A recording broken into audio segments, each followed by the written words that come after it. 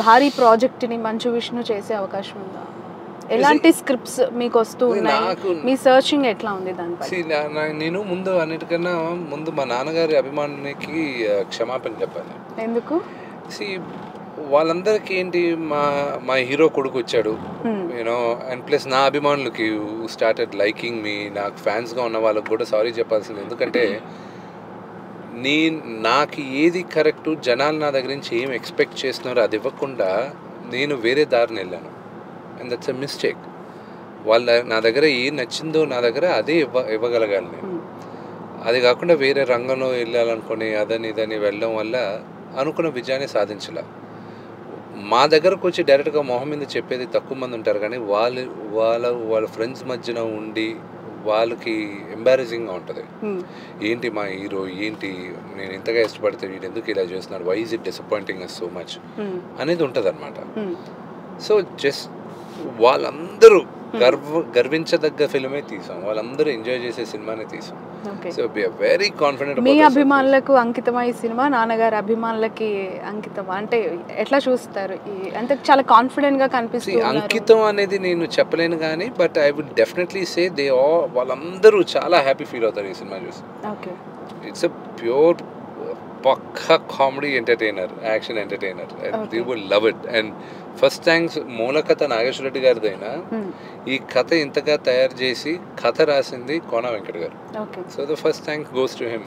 నన్ను మైండ్లో పెట్టుకొని, ఇప్పుడు ఆయనకి ఎంతో మంది చనువు ఉన్నారు కానీ వచ్చి కథ నాకు చెప్పారుగా, I should be thankful to him. Okay, ఒక సైడ్ పాయల్, ఇంకో సైడ్ సన్నీ లియోన్. నిజంగానే లైఫ్ అంటే మీదే విష్ణు గారు.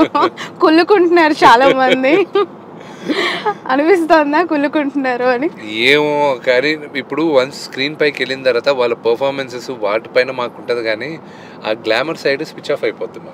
మాకు అస్సలు ఉండదు. ఇప్పుడు ఎవరినైనా చేతులు పట్టుకున్నా కౌగిలించుకున్నా మాకు లైట్ సరిగా వస్తుందా, ఒక 200 మంది ముందు మేము చేయాలి ఇవన్నీ, అండ్ ఇది కరెక్ట్గా ఉందా లేదు, వన్ మోర్, ఎందుకు వన్ మోర్, అవన్నీ ఉంటాయి అనమాట. So it becomes after some time professional అయిపోతుంది. Nothing effects you.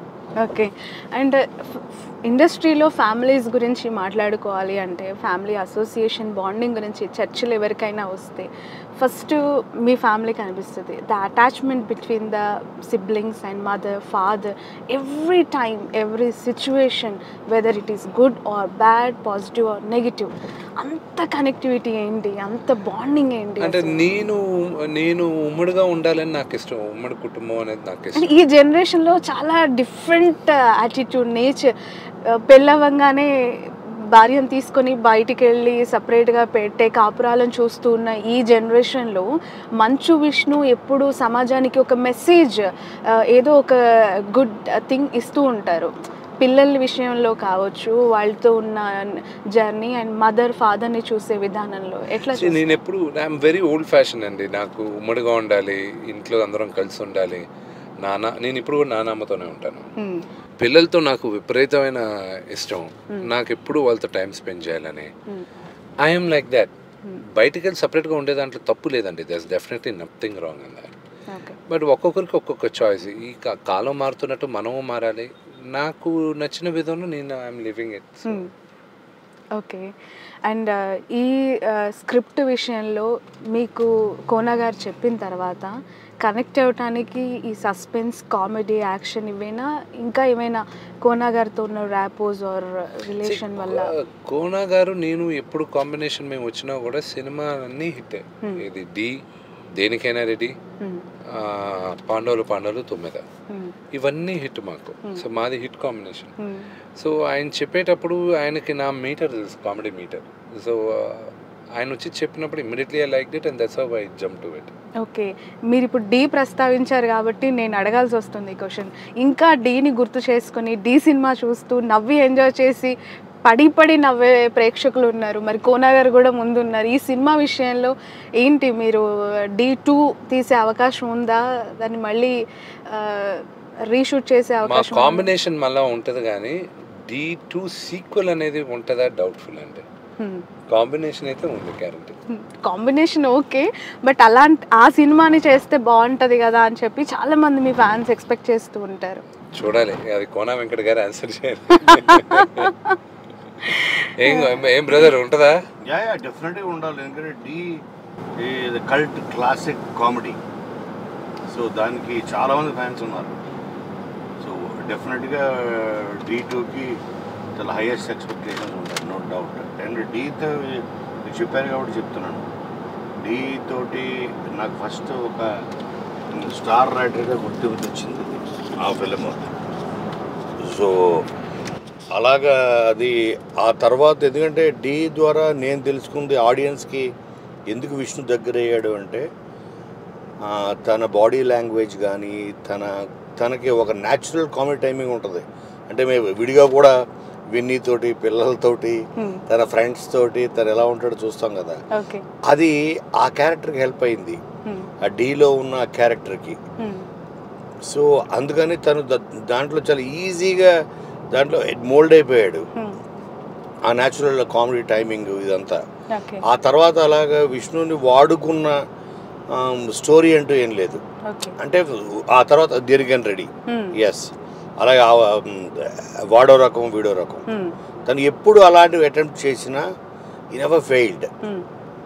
అండ్ దాంతోపాటు యాక్షన్ కూడా, ఇప్పుడు డీలో చూస్తే శ్రీహర్ లాంటి ఒక స్ట్రాంగ్ విలన్ తోటి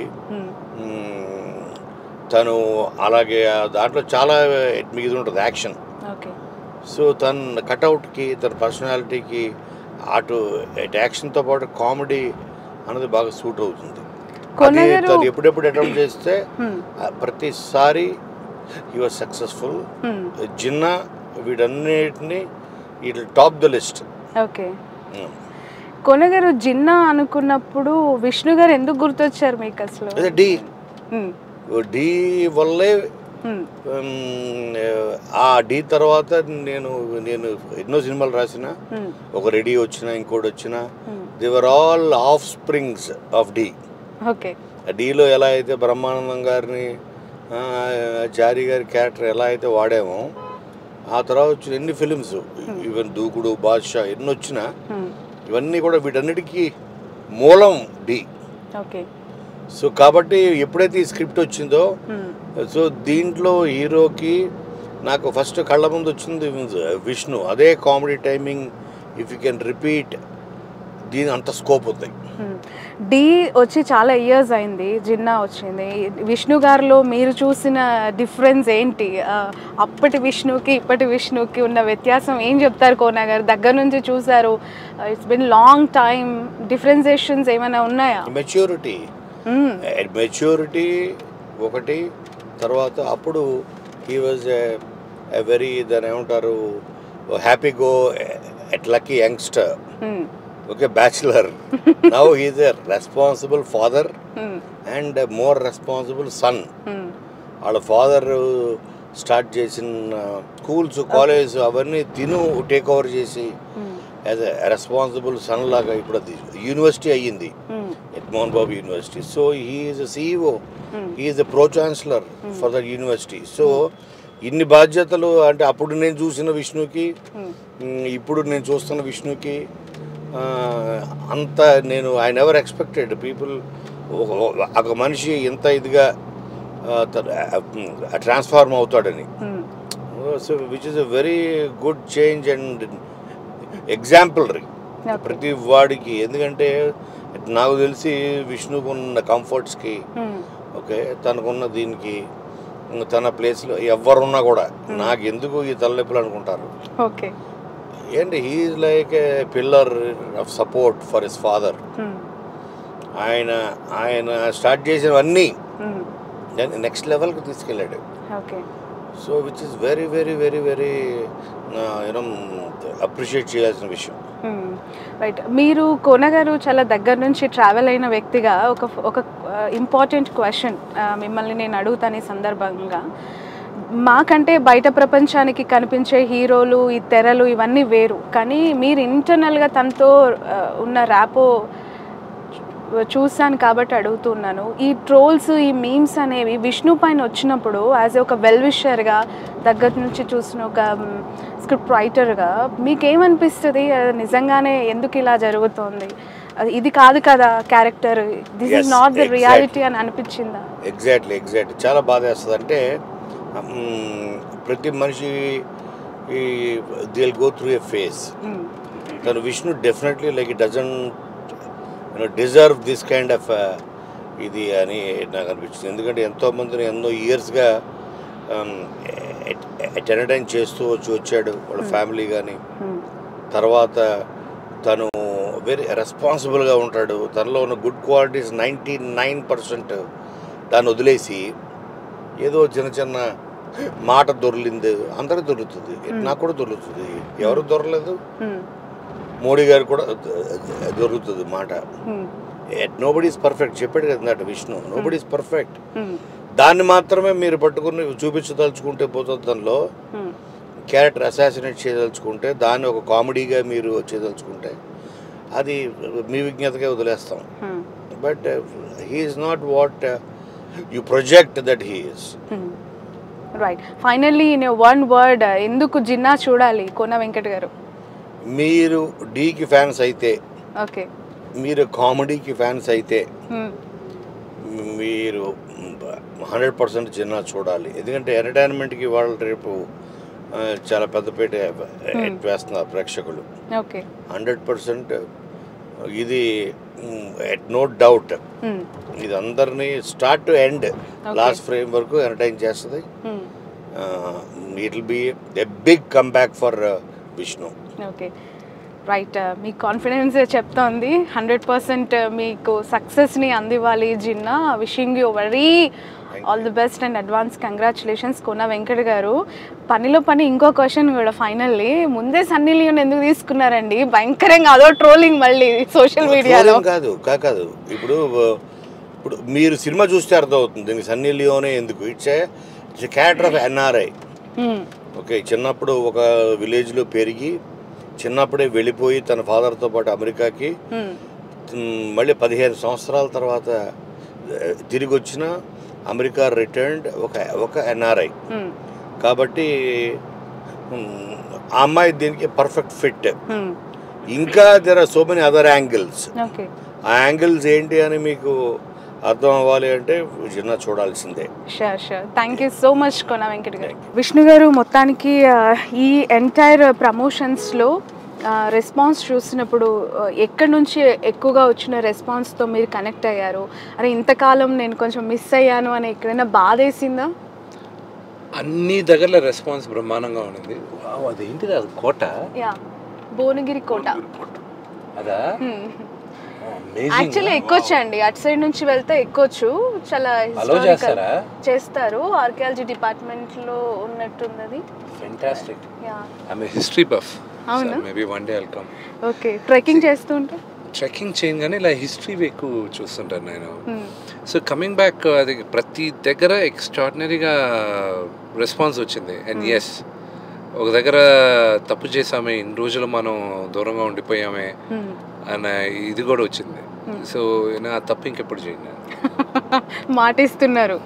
100%. ఇంతకు మించిన రెట్టింపు ఉత్సాహంతో ప్రమోషన్స్ చేస్తారు అయితే? అవసరం ఉన్నంతగా చేస్తాను 100%. ఓకే, ఒక జర్నలిస్ట్గా నేను చాలా ఎలక్షన్స్ చూశాను, జనరల్ ఎలక్షన్స్ చూశాను. మా ఎలక్షన్స్ వాటికి ఏమాత్రం తీసిపోలేదండి. అంటే ఆఫ్కోర్స్ నేను ఆ తర్వాత మిమ్మల్ని కలవలేదు, ఆ రోజే కలిశాను. అండ్ తర్వాత వన్ టైం ఎప్పుడో ఫోన్లో మాట్లాడిన సందర్భం పిఆర్ఓతో. ఏంటి అంత మా ఎలక్షన్స్కి అంత హైప్ ఎందుకు వచ్చింది? తీసుకొచ్చారా? మీరందరూ తీసుకొచ్చారు. మీడియాని ఎందుకండి మధ్యలోకి లాగుతారు? మీరు అనుకొని మేము కవర్ చేస్తే మళ్ళీ నో, ఇంత ఎక్స్టెన్సివ్గా మీరు కవర్ చేశారు కాబట్టే అది అంత డీప్ రూటెడ్గా వెళ్ళింది. మీడియా కానీ కవర్ చేయకుండా ఉండింది అనుకోండి, ఇంత హైప్ వచ్చేది కాదు. So thanks to the media first. Media తప్పేం కాదు, బట్ థ్యాంక్స్ చెప్పాలి. యూనో, నాకు ఇంత హ్యూజ్ పాపులారిటీని గెయిన్ చేసి ఇచ్చారు. But at the same time I don't know అది ఎందుకు అని అడిగారంటే ఐ డోంట్ నో. మేబీ ఈ అసోసియేషన్ మేబీ 1000 మంది కన్నా కొంచెం తక్కువ ఉంది, but very highly influential body. That is what I think Movie Artist Association. మీ విజయాన్ని మీరు ముందు ఎక్స్పెక్ట్ చేశారా? 100%. నేను గెలవడం ఖాయం అది, because I was that confident. Okay. మా నాన్నగారి వల్లే గెలిచాను నేను. ఆయనకున్న మంచితనం వల్ల, ఆయన ఇన్ని సంవత్సరాలు ఇండస్ట్రీలో ఉండి ఆయన చేసిన సేవ వల్ల గెలిచాను. అంతేకాని ఇండివిజువల్గా నేనేదో పొడి చేశానో నాకే ఓటేశారని కాదు. నేను మోహన్ బాబు గారి అబ్బాయి కాబట్టి 90% నాకు ఓటేశారు. అండ్ ఎస్, నేను చేయగలనన్న నమ్మకంతో మేము అందరికీ అపీల్ చేసి మా మేనిఫెస్టో కానీ మేము చేయగలిగిన నమ్మకం ఉంటుంది కాబట్టి మిగతా 10% కూడా కాన్ఫిడెంట్గా వాళ్ళందరూ నాకు ఓటేశారు. Right. As a president of MAA మీరు అది తీసుకున్న తర్వాత 1 year కంప్లీట్ అయిపోయింది. ఎట్లా ఉంది ఈ journey 1 year period? And good things, bad things ఏమున్నాయంటారు 1 year? Only good things. And మీకు స్ట్రీమ్ లైన్ చేస్తున్నాం చాలా విషయాలు. అండ్ బై ద టైం నా టర్మ్ అయిపోయే లోపల నేను ఆఫీస్ నీట్గా సెట్ చేసి నాకు ఇచ్చిన పని నేను నా సాటిస్ఫాక్షన్కి ఫినిష్ చేసి I will hand it over. ఇచ్చిన వాగ్దానాలన్నీ నెరవేరుస్తారా? ఆల్రెడీ మొన్న అనౌన్స్ చేశాను కదా, 90% అయిపోయాయి. ఇంకా ఓన్లీ ఒక 10% ఉంది. ఆ 10% కూడా నేను ఫినిష్ చేస్తాను. బిల్డింగ్ విషయంలో అదే ఆ 10%లోనే బిల్డింగ్ ఉంది. బిల్డింగ్ కూడా నేను కమిట్ అయింది. నేను ఏజిఎంలో అందరికీ చెప్పాను, వాళ్ళకి కావాల్సిన బిల్డింగ్, వాళ్ళకి ఎక్కడ బిల్డింగ్ కావాలో అది ఒక 3-4 years పడుతుంది. మేము వెయిట్ చేస్తాం, మాకు ఇక్కడే కావాలి అని అడిగారు. ఓకే, మీకు ఇక్కడే ఇస్తాను నేను అన్నాను నేను. అండ్ ఇంకా ఫండ్ రేజింగ్ అది కూడా నెక్స్ట్ 6 monthsలో చేస్తాను. రైట్. అండ్ జిన్నా విషయంలో కొంచెం చిత్తూరు స్లాంగ్ కూడా యూజ్ చేశారు. మీ నేటివిటీకి అది మేజర్గా చేసింది కోన వెంకట గారు, మళ్ళీ రైటర్స్ భాను నందు అని ఉన్నారు, వాళ్ళ ద్వారించే వచ్చింది ఇది. బాబోయ్, విష్ణులో ఈ షేడ్ కూడా ఉందా అని చాలా మంది అంటున్నారు. అది చాలా ఫన్నీగా ఉంటుంది ఆ స్లాంగ్ అంతా. It's really nice. ఒక డైలాగ్ మూవీ నుంచి అంతగా నేను చెప్పలేను. ట్రైలర్లో ఉన్న డైలాగే నాకు కొంచెం సిగ్గు, I can't tell that. Vishnu గారికి మొహమాటం, సిగ్గు అనుకుంటూనే చాలా కోల్పోయారు ప్రమోషన్స్ విషయంలో గత సినిమాల దృష్ట్యా. ఇప్పుడు కూడా ఆ మొహమాటాన్ని పక్కకి తప్పించకపోతే అదే తప్పే కదా, నేను మొత్తం తిరుగుతున్నాను మీ అందరితో మాట్లాడు. అందుకని చిత్తూరు డైలాగ్ ఒకటి ఈజీగా రాదు నాకు. ట్రై చేయండి అట్లీస్ట్ మీ ఫ్యాన్స్ కోసం. ఏది నాపులని తేరాలంటే చాచాచి లక్ష్మీదేవే డైరెక్ట్గా ఎర్ర బస్ ఎక్కి రంగంపేటలో దిగాల్సిందే. వావ్, ఎట్లా ఉంది అది language? It was nice. It was learning. Of course ఆ స్లాంగ్ కరెక్ట్గా రావాలి. దాని భాను నందు వాళ్ళు బాగా హెల్ప్ చేశారు నాకు. ఆ స్లాంగ్ కానీ ఆ వర్డింగ్స్ కానీ 30 రోజుల్లో మా వాడు పెళ్లి చేస్తానన్న దానికిను 30 రోజుల్లో మా వాడికి పెళ్లి చేస్తాను చూస్తూనే ఉండండి అని చెప్పాను. So those things are really nice. ఆ చిన్నవే it sets it apart. Right. Vishnu garu ఒక మెచ్యూర్డ్ ఆన్సర్ చెప్తారని నేను ఈ క్వశ్చన్ అడుగుతున్నాను. యాజ్ ఎ మా ప్రెసిడెంట్ అవ్వచ్చు, ఒక సీనియర్ హీరో అవ్వచ్చు. I'm not a senior hero, మా నాన్న సీనియర్ హీరో. సీనియర్ హీరో గారి కొడుకు సీనియర్ హీరోనే. ఆయన అప్పుడు, మీరు ఇప్పుడు. కోట్ల రూపాయల బడ్జెట్లు, 100 కోట్లు వెచ్చించి సినిమాలు తీసి ఇంత భారీ ఎత్తున హైప్స్ తీసుకొచ్చేసి భయంకరంగా ఖర్చు పెట్టేస్తున్నారు ప్రమోషన్స్కి. తీరా చూస్తే కొన్ని బొక్కబోర్లా పడుతున్నాయి. పడిన తర్వాత దానికి వచ్చిన ఫీడ్బ్యాక్ని సినిమా టీం అంతా షేర్ చేసుకోవాల్సిన పరిస్థితి ఉంటుందా, లేదంటే ఒక డైరెక్టర్నో, ఒక హీరోనో, ఒక ప్రొడ్యూసర్నో వాళ్ళకి అంటగట్టేయాల్సిన పరిస్థితి? ఎట్లా చూస్తారు ఈ సినారియోని? అసలు అవసరమా ఇన్ని వేల కోట్ల రూపాయలతో సినిమాలు ఇప్పుడు? అవసరమా అంటే ఇది ఒక బిజినెస్. అండ్ ఈ బిజినెస్ రిస్క్ కూడిన బిజినెస్ అని అందరికీ తెలుసు. ఇది ఇట్స్ ఎ రిస్కీ బిజినెస్ అని. అండ్ ఇదంతా ఎందుకు చేసేది? జనాలకే వినోదం అందించడానికే. అండ్ ఒక సినిమా నెక్స్ట్ లెవెల్కి వెళ్ళడానికి కారణం ఓన్లీ డైరెక్టర్. ఒక యావరేజ్ స్క్రిప్ట్ని ఎక్స్ట్రాడినరీగా చూపించగలిగే సత్తా ఒక డైరెక్టర్కి ఉంటుంది. ఒక చాలా మంచి స్క్రిప్ట్ని సరిగా షూట్ చేయకుండా అది యావరేజ్ చేయడం కూడా డైరెక్టర్ చేతిలో ఉంటుంది. So that's a job. And అది ప్యూర్లీ డైరెక్టర్ టాలెంట్. ఒక సినిమా హిట్కి ఫ్లాప్కి majorly it's the director. Majorly it's the he's the captain of the ship. Okay, right. అలాగే మీ నుంచి ఒక భారీ పాన్ ఇండియా లెవెల్ సినిమా అంటే మీరు ఆల్రెడీ స్క్రిప్ట్స్ అన్నీ నేను రెడీ చేసుకుంటున్నాను అని కూడా ఇంతకుముందు చెప్పిన సందర్భం. ఎలాంటి స్క్రిప్ట్స్? పెద్ద family entertainer, mostly family entertainer, social ఫ్యాంటసీకి వెళ్తాను నేను. Okay, right. రీసెంట్ యూనివర్సిటీ మీకు Mohan Babu university, congratulations. Thank you. And నేను మా బాబుకి చెప్తూ ఉంటాను,